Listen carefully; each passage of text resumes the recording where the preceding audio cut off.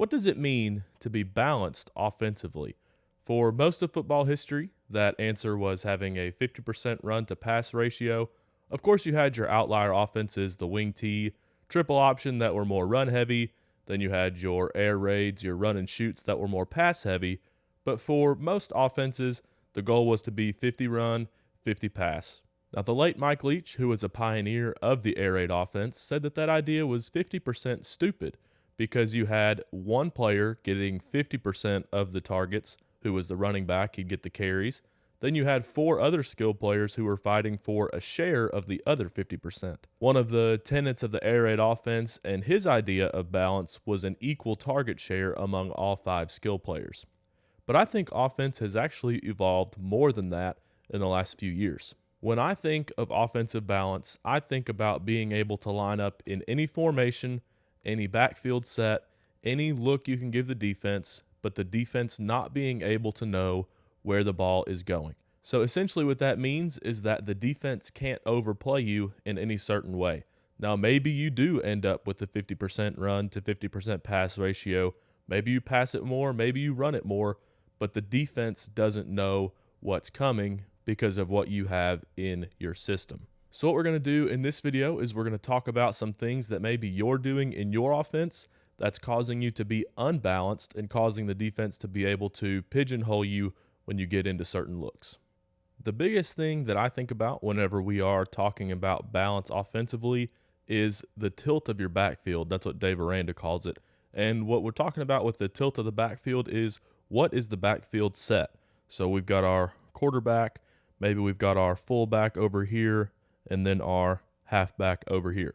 This would be the tilt of the backfield. They would call this a diagonal tilt. So when you give this look to the defense can expect certain plays. This is a very common backfield set for most spread teams, power spread, 11 personnel, Y off, 20 personnel, two backs. What you're going to get almost any time out of this formation as a defense, you're going to get power, okay, where we've got the fullback kicking out, we've got our wrap and a hinge backside, or we're going to get split zone, okay, where we've got zone this way and then the fullback sifting back for the backside end. If you get this formation as a defense, you know that you are probably getting one of these two runs, or maybe you know that you're facing a gap scheme only team, or maybe you're getting a team that only runs zone and doesn't run any power. So you can sometimes know going into a game that if your backfield looks like this, you've got a tilted backfield, you know that you are getting one specific play. The inverse of that is maybe we have our backs stacked. We've got the fullback and the halfback on the same side. And a primary play that gets run out of this is counter. So again, we've got our three down blocks on the front side, got the guard kicking out and the fullback wrapping, and still have our hinge. So we need to make sure as an offense that we aren't getting pigeonholed by the defense. Another big key that defenses can have, especially if you're offset in the gun, is if we're in this look right now, the defense is probably going to think that the run is going this way. This is one of the reasons a lot of teams run the pistol, is so that you can't just tell the defense which way you're going based on where the back is lined up. If you're always crossing face in the gun, then the defense knows what side of the play the run's going to. So we talked about being in the pistol. Here it is. Yes, one of the benefits of the pistol is we can run either way, but both of these plays are runs. What if the defense goes cover zero, just automatic check anytime you're in pistol, automatic cover zero for the defense? You can run either way, but you probably got pressure coming off of both edges. So is that going to be a good run play? Maybe not. Now, going under center doesn't solve every problem. You're still getting that we can run either way. All right, but one of the things with being under center is the quarterback has to turn his back to the defense to give the handoff. If we're running, just say inside zone to the right, your quarterback opens up to his right. The defense knows the ball's going on that side if they're just looking at where the quarterback opens up. Do you ever reverse pivot away from where the run goes? Otherwise, the defense can have a key on the quarterback on which way the run is going. All right, let's talk about motion. Do you ever run motion and that player not get the ball, especially if you're running a faster motion like a sweep motion, or not just shifting a player over from one side to the other it's a lot slower, and we're just trying to get the defense to move. I'm talking about we are faking a sweep run to the left here. Do you ever fake that and give the ball to the running back or roll out for the quarterback, or do you just always hand it off? Can the defense just see that guy in motion and decide that they're just going to kill the sweep? So let's talk about trips.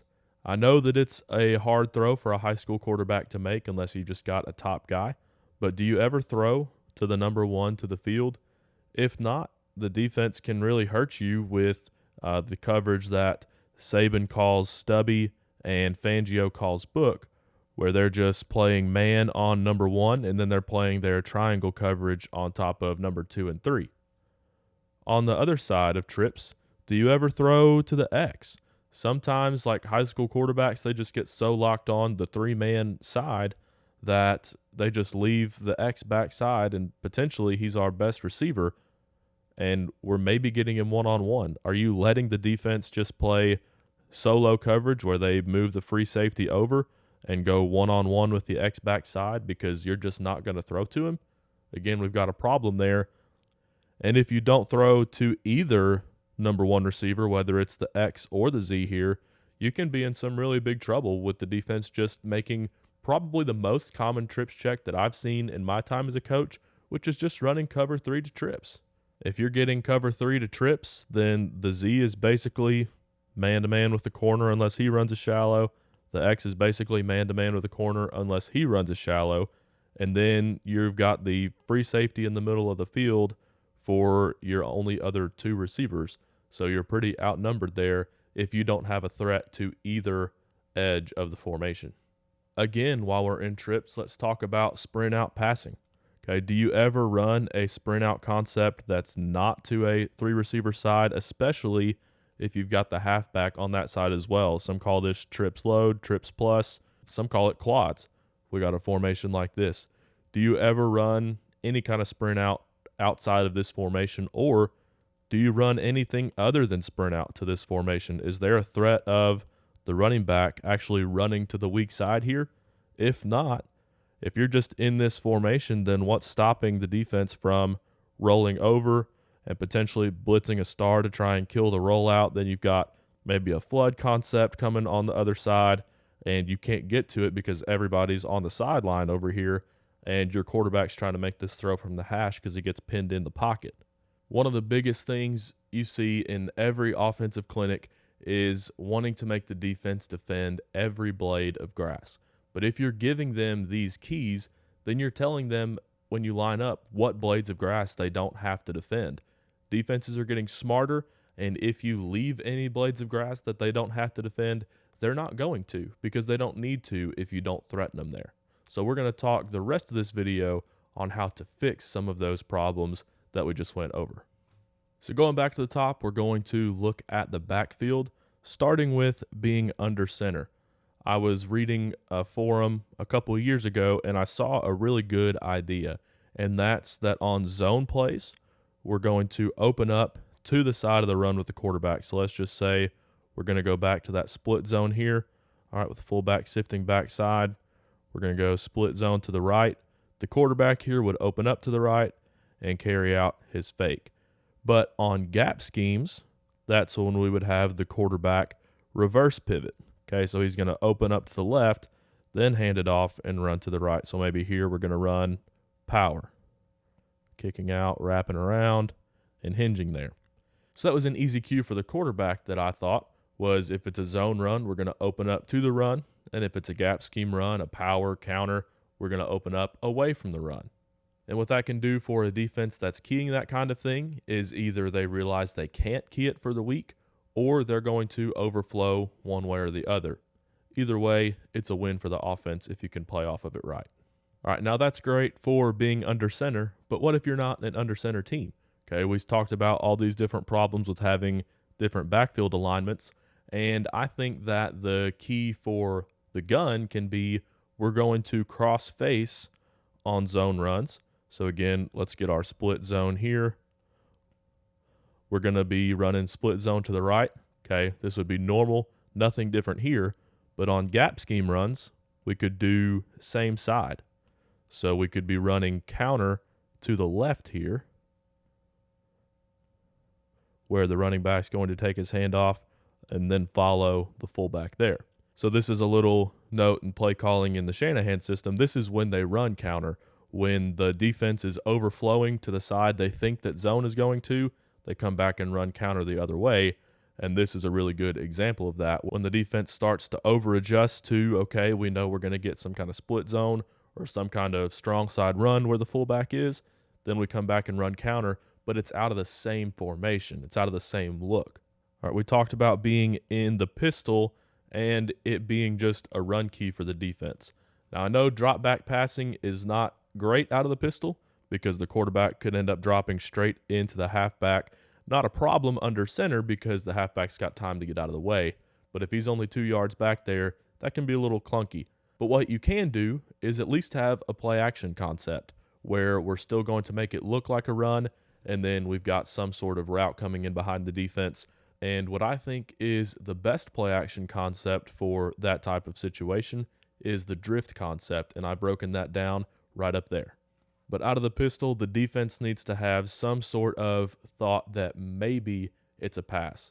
Again, all we have to do is keep them on their heels so they can't just hone in on one thing.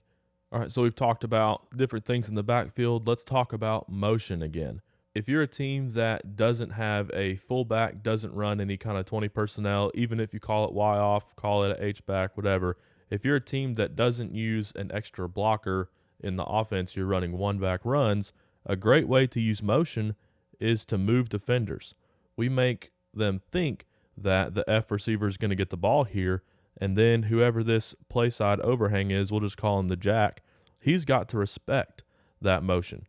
And that means that the offensive line doesn't have to block him because he's occupied by that motion. And if he's not going to respect that motion, then you hand the ball off to your F receiver here. But if he's going to respect that motion, you can just block for, we'll just say, an inside zone run here, but we don't have to worry about that outside guy because the motion is blocking him. So instead of always giving the ball to the motion man, you can use him to block the defense without ever actually putting hands on him. All right, now we're back to trips. Again, our problem with trips was not throwing to either the X or the Z here and just letting the defense play cover 3 potentially and taking away our middle 2 receivers. So this one's more dependent on what you have with your quarterback. Some different things you could do is run some goes with your Y and your F here, put the Z on a slant so that way he can come through and get more in a normal quarterback's passing radius. You could also run some things with the X. Maybe you put in an option route just for the X. Maybe he can run a fade if the corner's pressed. If the corner's deep, he can convert that fade into a curl. And if the corner's outside leverage, he can convert it into a slant. Just something to where we can get the X receiver the ball. He doesn't have to be the primary receiver in trips, but at least let the defense know that they need to cover him. If you enjoyed this video, please give it a like and subscribe for more. Again, my idea of being balanced is that you can line up any certain way, any backfield tilt, any receiver formation, and the ball can go anywhere. The defense doesn't have a tendency to overplay. And what that does is it forces them to fit every gap, every play. They need to know who the dive, quarterback, and potentially the pitch player is every play if you're running some zone read screen options. And then you're going to have your favorite plays out of each look. We all do. But what's important is to have a counter for when they start to overload. If your base way to run power is from that diagonal formation, then we need to have something to do whenever they decide they're just going to put 2 defenders in the C gap to the side of the fullback. We've got to be able to have something that we can come back the other way, but it has to be the same look. We can't expect to line up differently and the defense to do the same thing. We've got to give them that same stimulus so we get the same response. That's what Sean McVay calls the illusion of complexity, and if you want to see a great breakdown of that in action, actually NFL plays, you can click this next video.